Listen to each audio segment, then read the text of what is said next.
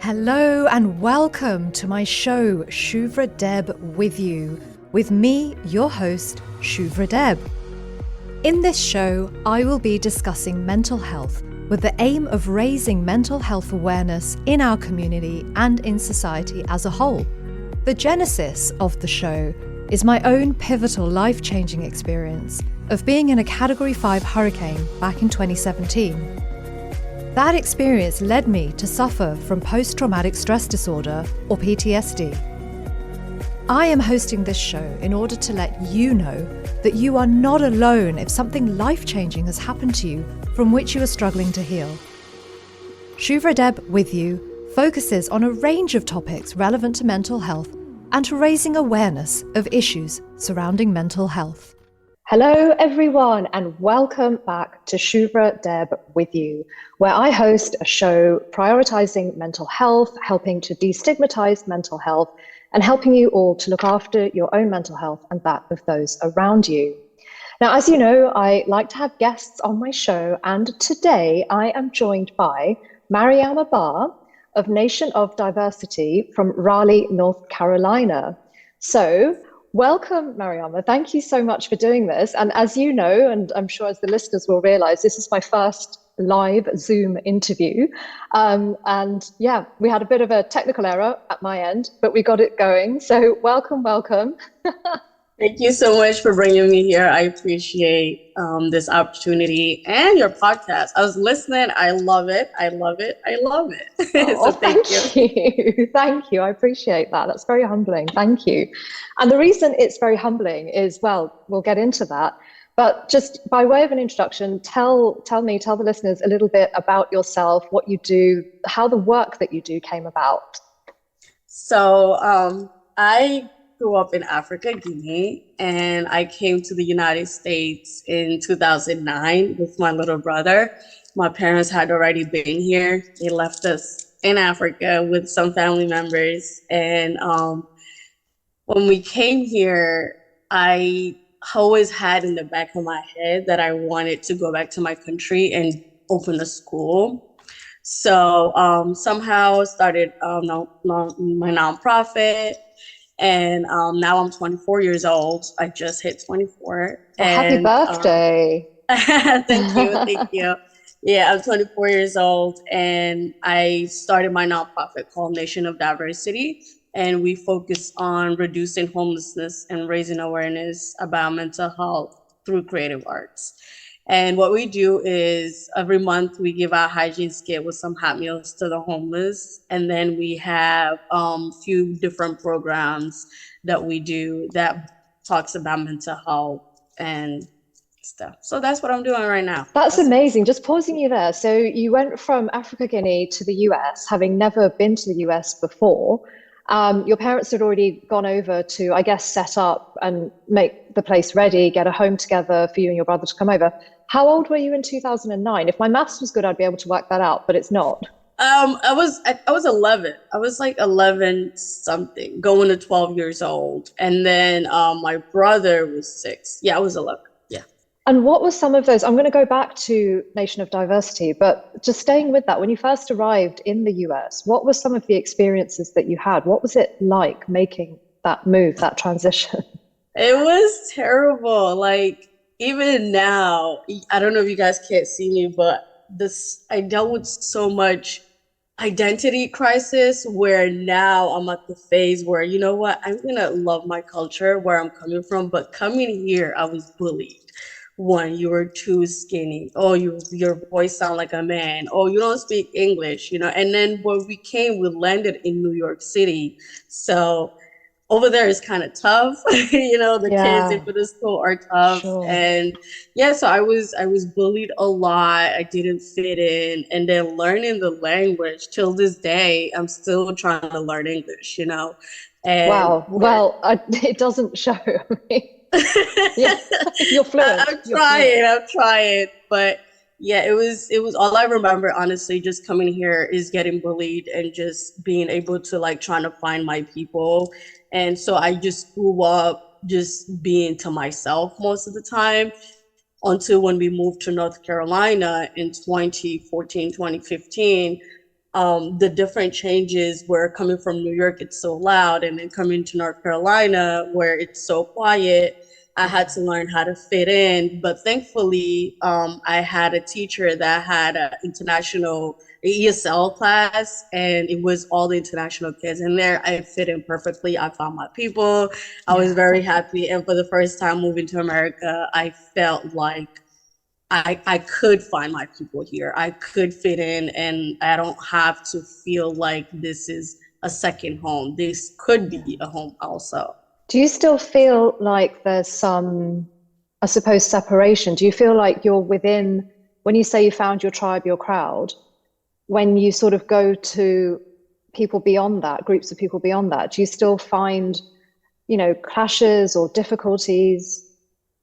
Yeah, yeah. The different culture, I feel like, because although like we moved here since 2009, my culture is very rooted. Like, for example, I could go outside and speak English, but when I come to my home, I have to speak my language. So, and then when I go outside, I'm trying to, include my culture, what I grew up in, how I was raised, being respectful, talk in different ways, dress in different ways, and the food, like the food. And so when it comes to when I'm with certain things with my friend, I think differently more than the way that they think. So we are always like having different perspective when it comes to some type of conversation, especially when it comes to mental health. Like over here is right now it's being more accepted when it comes to mental health, but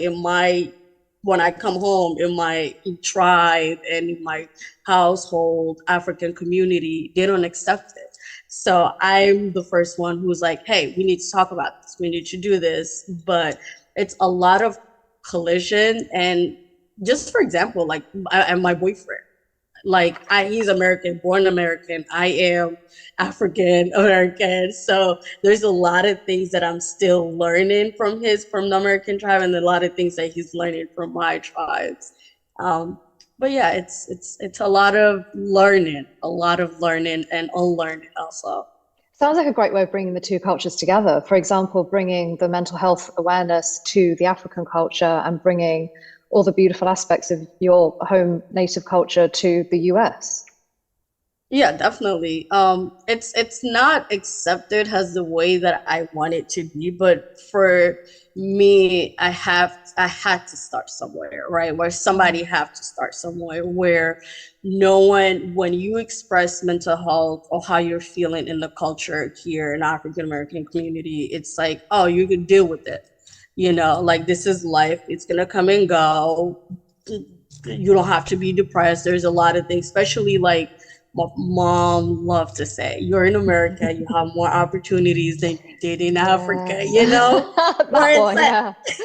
Yeah. Think about the people back in Africa. Think about the people back in India, in my case. Right. Like think about where you're coming from, which is it's true. Like I appreciate that, but at the same time, we're not there anymore. So trying to push that conversation, squeeze that conversation. Tell me how you feel. I tell you how I feel. And don't undermine what I'm feeling, because at the end of the day, I am human. I am still feeling. I am still trying to figure out certain things. I don't have everything together. But the culture expect you to have everything together and just be quiet. Don't say anything. Be respectful. Yeah. And do your life. Yeah. And of course, quite clearly, you accept that that's not the way, in the same way that we have physical health, we have mental health. And that is one of the things that spurred you on to start your nonprofit, Nation of Diversity. There's, as you say, you help homeless people and you help manage mental health within the homeless community. How did that come about?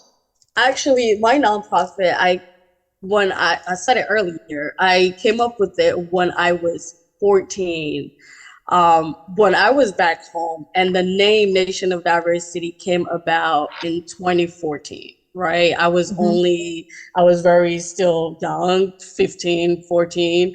And it was always in the back of my head and I did a whole survey. I was like, okay, who likes this name? And my friends chose Nation of Diversity. So while I was going through life and dealing with certain things and volunteering in the community, I'm very involved in the community. I used to volunteer every Friday, giving out food to the homeless.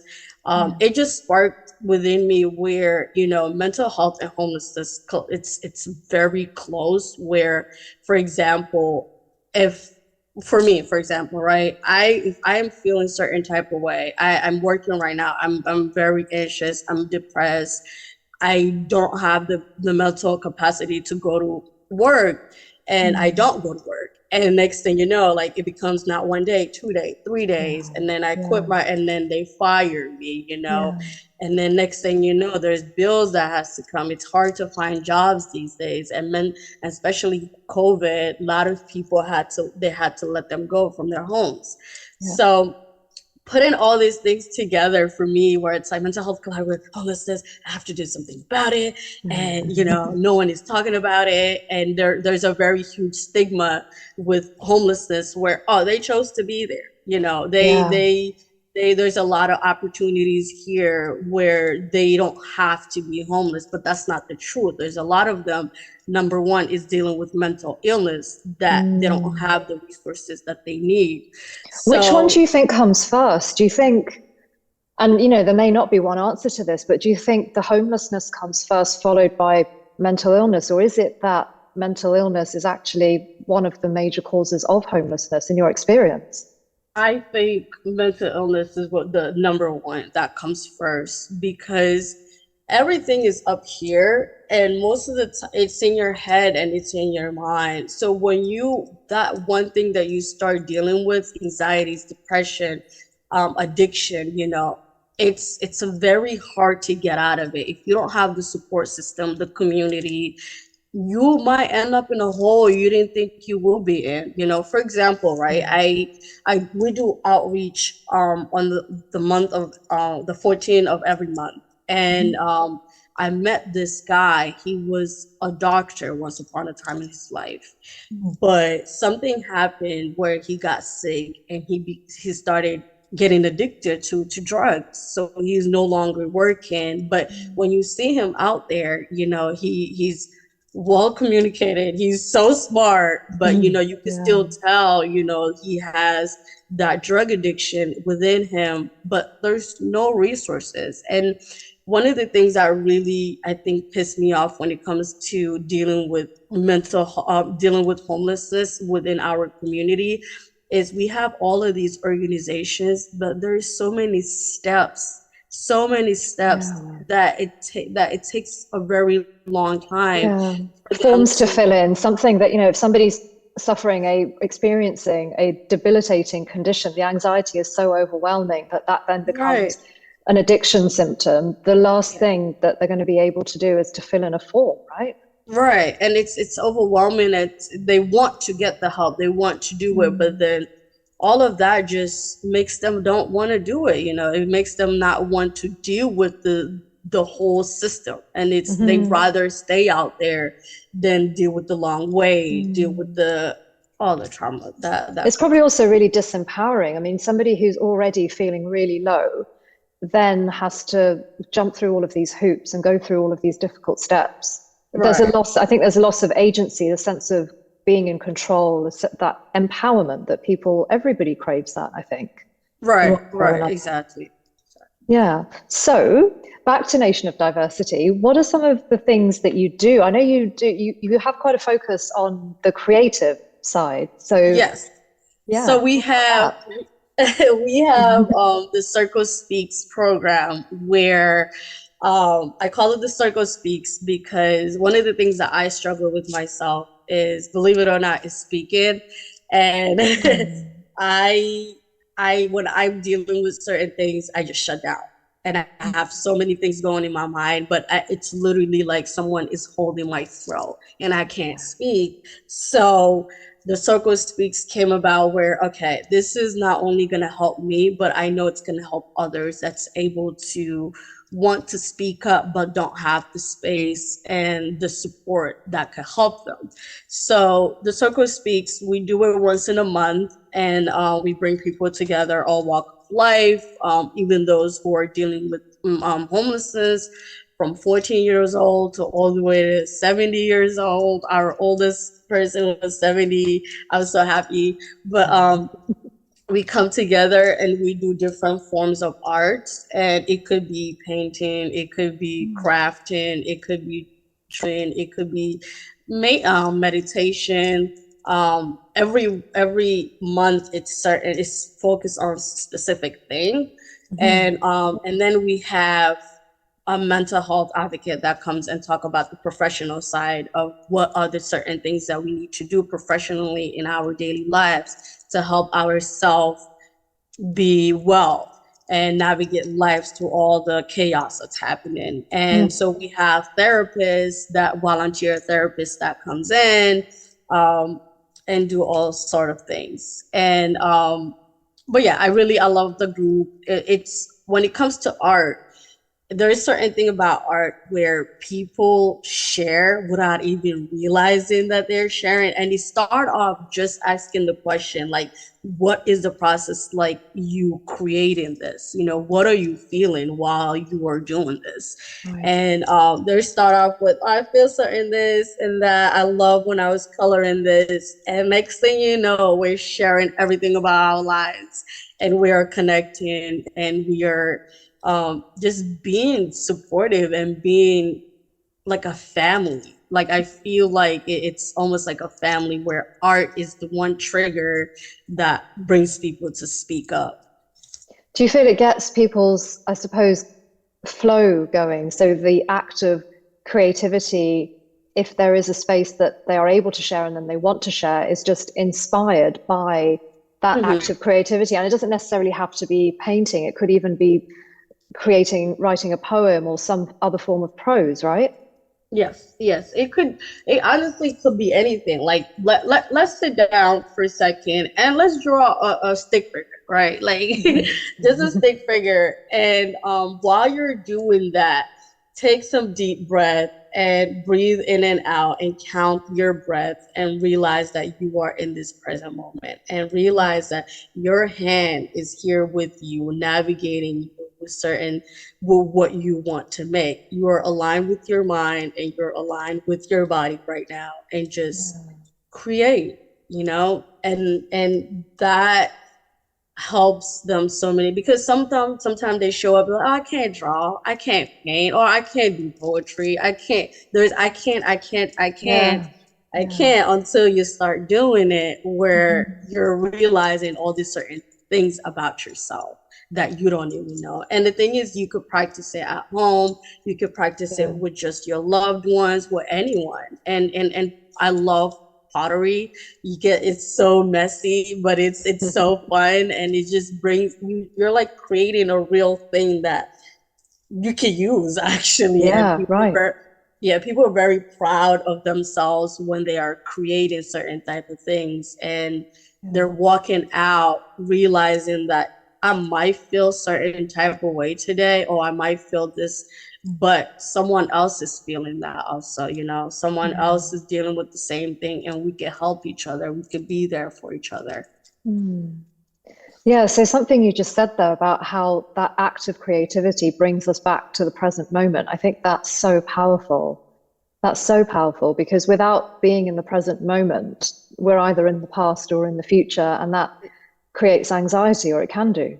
Exactly. And you cannot, the thing about art, you have no choice but to really be in the present moment, because if you sit there and you're trying to make you're drawing and you're trying to do something, then you are focusing on, oh, what should I do next? What I have to work tomorrow, I have homework, I have that.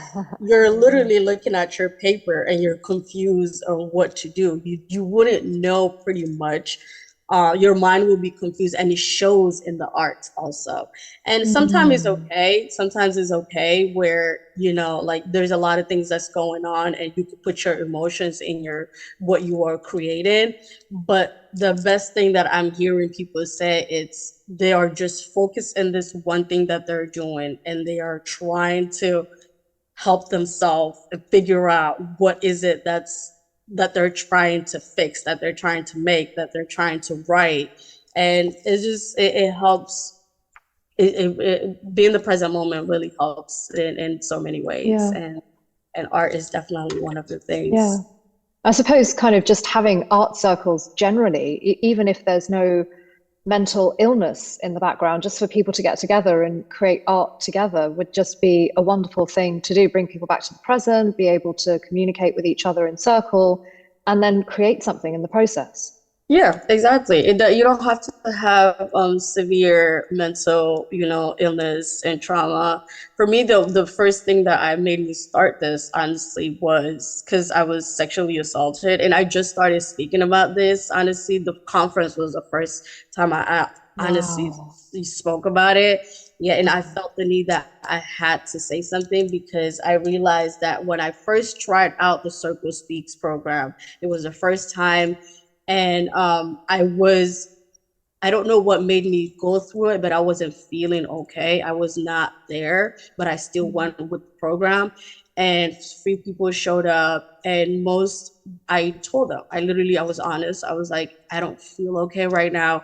I don't even know why I'm doing this program right now. I'm not here. I'm so sorry. My energy is bad right now, but I am dealing with certain things. And I just spoke. You know, I'm dealing with sexual assault and stuff. And they, most of the women in the room spoke up and said they dealt with it too. And I was very surprised. I was very surprised, where I was like, wow, not only me, I thought I was the only one that's dealing with this. And like, I know other people's dealing with this, but why are they not saying anything?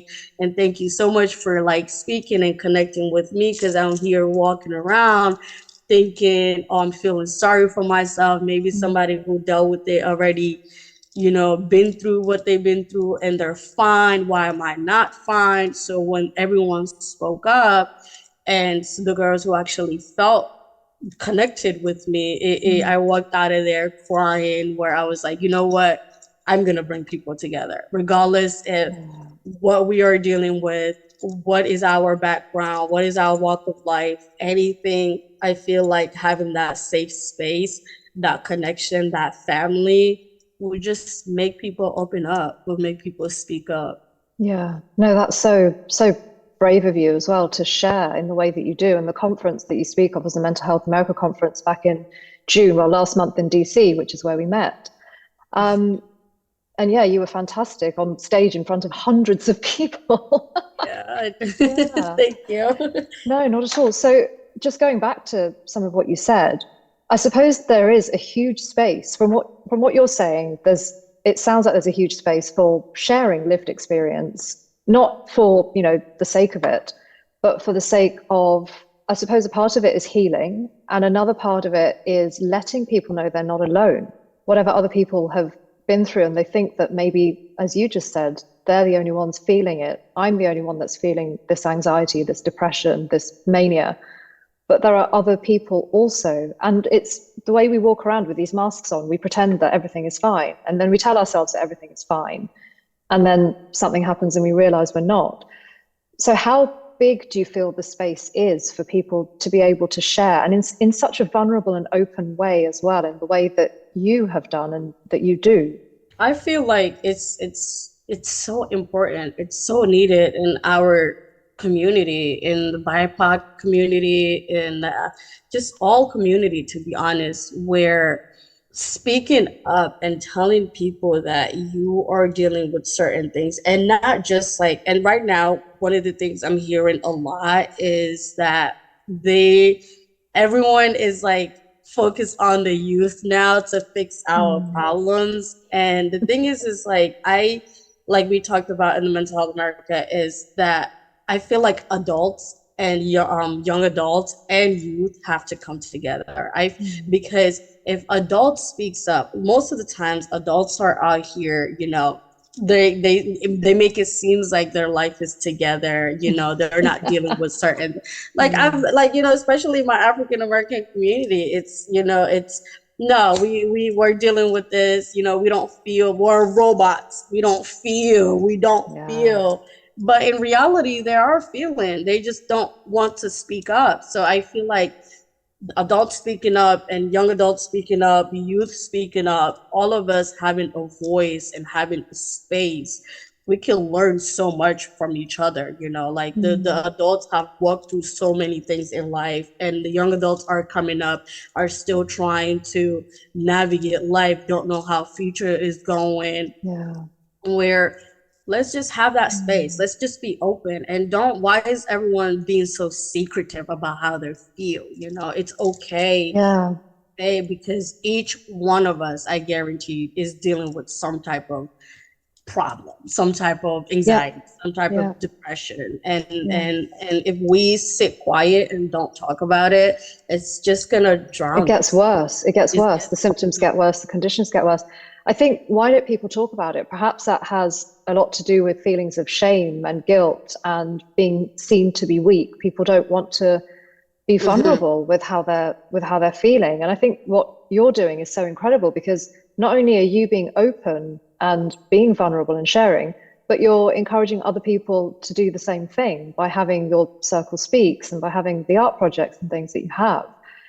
How many how many people, like how many homeless people are there where you are that you're helping, and how many within that community are able to come and share? So when we do our Circle Speaks program, one of the things, which is there's the stigma when it comes to homelessness. When I wanted to have the Circle Speaks, it took a very long time, for a year, for me to have the space that I wanted to have. Why? Because when I talk about the idea that I wanted to have, they were like, oh, homelessness, they're not safe, they're dirty, they're this, they're that, literally. And it's shocking to me where it is 2023 and people are talking so negative about these people, about other human beings. Exactly. And I felt the need to not only bring an entrepreneur in the room, but also a homeless in the room, where we could connect. We're humans at the end of the day. You could have $1 billion in your account, or you could have $0 in your account. At the end of the day, we are human. So when I do the Circle Speaks, they come in and they talk about their lives. And most of the time, it's kind of I have to have the space to loosen up for people to connect and have that feeling where they're not left alone. They're not just in a secluded area, but everyone is coming together and just being friends. We are friends, and not sympathizing, not the other community coming in and feeling sorry for the homeless people. No. Sure. Exactly. So I say that up ahead of the program.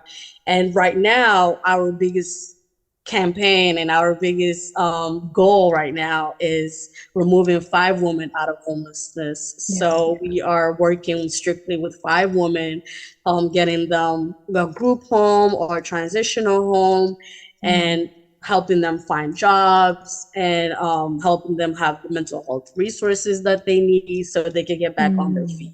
That's incredible. So you work with the state, with the city, to do that, and it then avoids them having to fill out those dreadful forms that none of us want to fill out, right? Yeah, exactly. Yeah, I literally do all the background work, and all they're doing is showing up and going to the places that they need to go. And hopefully in the future, that is what I'm looking forward to do, have like a group home or a tiny home where, our agency is able to do the work that they don't have to deal with.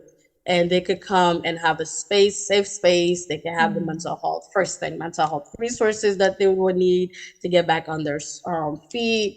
They will need the education that they need to get the jobs that they want, and a whole process. So it sounds to me that the fact that you've provided this space, this safe space, is what's attracting the people. It's not a case of, you've got the space and you're having to go and pull people in. People are actually coming. So by having more of these sorts of spaces around the country, around the world, that would help towards, alleviating mental illness, homelessness. Yeah, definitely. I feel like jobs, need this. Maybe once in a month, let's bring all our employees together and do this, do art. And I feel like everywhere in the world, I feel like art is very undermined, and we need to stop that because it's a whole form of therapy. It's literally art therapists. Art therapists, I feel like I want to hear more about art therapists out here. Yeah. I mean, it's a whole industry. It is. Exactly. It's ironic, isn't it? People rush off to the Louvre and to all the galleries that we saw in DC the other month, and they go off to the National Gallery and this and that, and they look at other people's paintings that, came about how many centuries ago. And yet, if you meet a modern day artist, then it's like, oh, you're an artist. Yeah. It's like, what? Yeah, it's real. The struggle is real. Yeah. So I just want to touch back, if I may, on the education system and the sort of situation in Africa Guinea, because you have spoken about that before. So tell me a little bit about your experiences of education in Africa Guinea when you were there. So I would say I remember some things, but I don't, but I do. Growing up, I was very fortunate enough because, like I've mentioned earlier, my parents were here, so I had the funds for me to get the education that I needed. But I had best friends, I had neighbors where if they don't afford school this month, they're not able to go.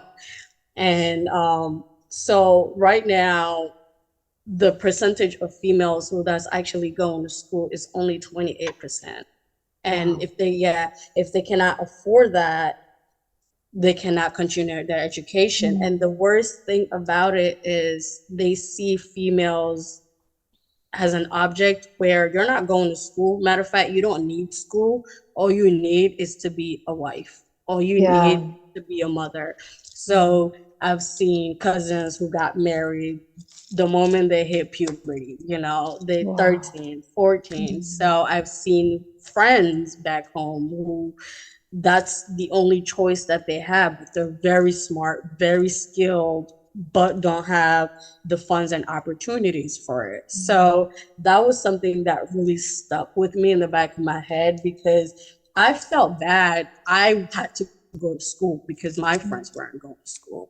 I felt bad because, I had the opportunity. I know I did. I'm very grateful to this day that my parents were able to come here and provide the things that I needed for me to be successful and get out of the community that I am in. I hear you, sister. Yeah. Yeah. So the goal is, my dad has this coffee business that it's not doing so well, but it in Africa, right? So most of the workers over there is kind of females. They grow the coffee, they grind it and everything. So my goal is the coffee available in the States? Oh yes, we have Do it a here. plug it, go on. Yeah, we have, it's in North Carolina here. We're trying to so the goal is to have that in Africa, to be able to provide school and jobs for them, and to partner with my nonprofit to be able to have the safe space that they need. So we have a campaign right now that we want to, it's $50,000 to build the school in Africa because our currency is very different. But so that would be enough to start, to build the schools and to be able to have little girls go to school and have the education that they need and the job skills that they need, because they cannot afford it. And when you get to a certain grade, which is secondary schools, you can either afford it or you cannot. And if you can't afford it, you're going to get married and you're going to have kids, and that's your life. Your life is set. That's it. So I'm trying to stop that. I'm trying to, spread awareness where we are very fortunate enough here that we're going to school. We Mm, don't have to pay for, but there's other gosh, people yeah. out there that need the help and resources. Yeah. If And it's not a case of, girls get to secondary school and they just decide not to go. I mean, there's a significant drop, isn't there, between Mm, primary school and secondary school? And as you say, it's because of the funding factor. yeah, exactly. Yeah. And the Mm. resources, they don't have the books that they need, they don't have, the just the resources that they need to continue the education that they want to have. So Yeah. I'm gonna get emotional right now, but Oh, that's okay. Take a minute. That's okay. Yeah, yeah. no, as you've been speaking, I've kind of found myself welling up a bit, quite a few of the things that you've said. And so I get you. Mm. Yeah. Thank you. I mean, you've just achieved so much. You really have. I mean, I first met you, I think I just had my jaw hanging open when I was in the audience listening to you speak on stage. And at such a young age, it's incredible. You're incredible. Thank you. I keep saying it. Thank I'll you. never stop saying it. I'll never stop saying it. So, with all of that, there are so many people. I'm the child of immigrants. My parents moved from India to the United Kingdom in the late 70s. Slightly different experience to you, but still an immigrant experience. And there Hmm. are so many people still moving, for obvious political, Hmm. issues, reasons that are going on right now. And for those people moving from, countries that are struggling, well, life really actually is hard to, Hmm. places like the US and Canada, the UK, Australia, New Zealand, wherever it is they might be going, where, of course, the language is most likely to be different. That's one of the Hmm. issues. And so many other issues too, such as what you've described, being bullied for not looking or sounding like other people and all of that. Having lived that experience and recently, what advice do you have for people who are now going through that transition themselves? I would say when they come here to keep in mind, don't undermine the struggles that you went through. Come here and be yourself. Do not change for no one else.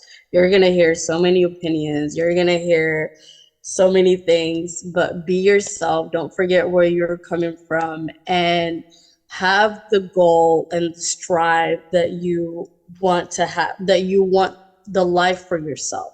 Everyone want this life where it's so hard to reach, but it's not hard. It's the struggles and the process might be, but at the end of the day, when you have that strength, when you have that courage, when you have that bravery, nothing can stop you. Honestly, nothing can stop you, and you got this. I feel like I've never had somebody who told me like, I got this, when I was coming here, I'm gonna fit in, I'm gonna be able to, I will be okay. And the thing is, I will tell you guys, you will be okay at the end of the day. And don't I'm about to squeeze in a little spirituality over here. And Do if it.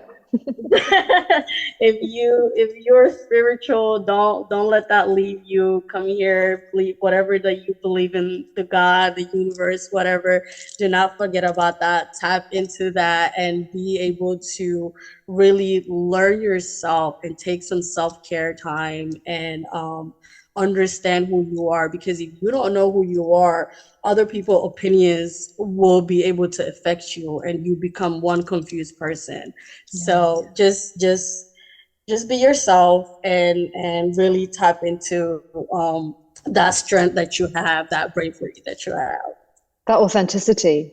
Yeah. And I Exactly. suppose also to get help if somebody Oh feels yeah. that they are experiencing a mental illness or think they might be, then Oh yeah, yes. Don't be afraid to get the help that you need, because there is a lot of help out here. There's a lot of people yes, who's yeah. willing You to guys have so help many you. resources. Exactly. So many resources. And it's just take that one person, and it takes that one person that speaks up. You have to speak up in the first place that Mhm. you need the help, you want the help, and it's gonna start flowing. Like literally help is everywhere. It's gonna flow, and you will be okay. You will be Mm. okay. And Yeah, and do something that you really love to do. Don't listen to other people where you have to be stuck in this loop of just, trying to cater everybody, working, and do what you really love to do. And regardless if you think it brings money or not,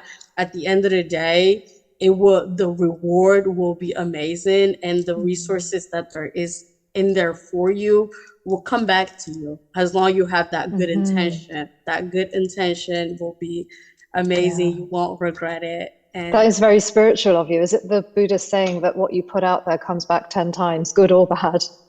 exactly, exactly. Yes. So, following on from that, in your view, do you think it takes a certain kind of person to be successful? And I define success loosely, it means different things to different people. No, I don't. I think everybody have it within us, it's as long I feel like if you have that drive, like I keep saying drive, but everybody has a different type of thing within themselves that like sparks it, that sparks whatever that is. Like, do not ignore it. Do not ignore that thing that you want to do.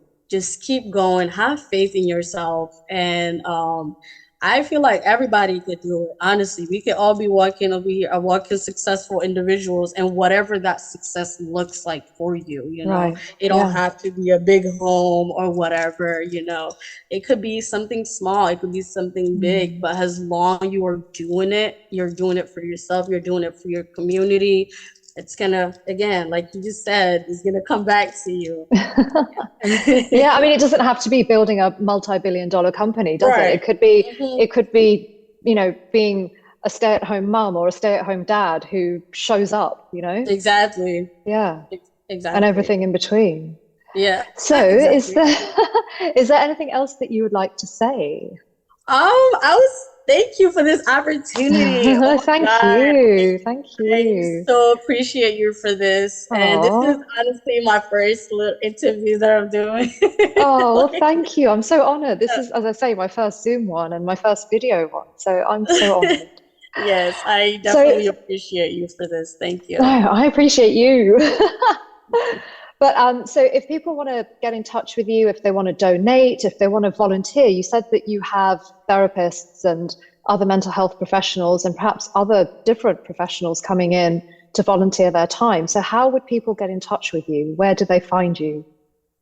They could follow us on Instagram. It's at Nation of Diversity.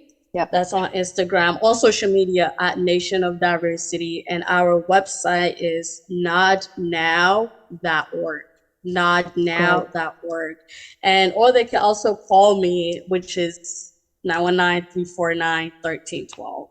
And I'll put that all in the show notes. I'll put that all in the show notes. Yeah. Okay. Yeah. Yes. Thank you so much.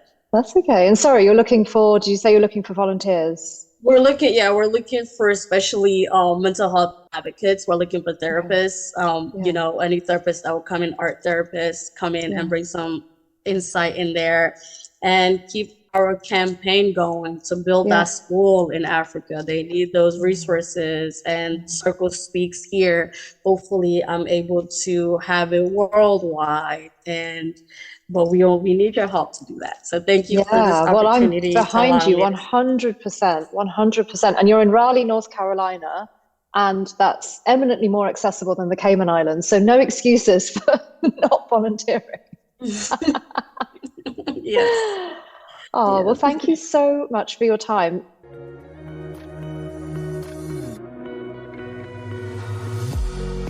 Thank you all so much for tuning in and for listening to Shuvra Deb with you. And please do tune in every Thursday at 2 p.m. on Bobo FM 89.1 for more topics related to and relevant to mental health. If any of you would like to reach out to me directly about any of the issues I've discussed, please do email me at shuvradeb82@gmail.com. That's spelt SHUVRADEB, the numbers 82 @gmail.com. Thank you so much for tuning in and listening.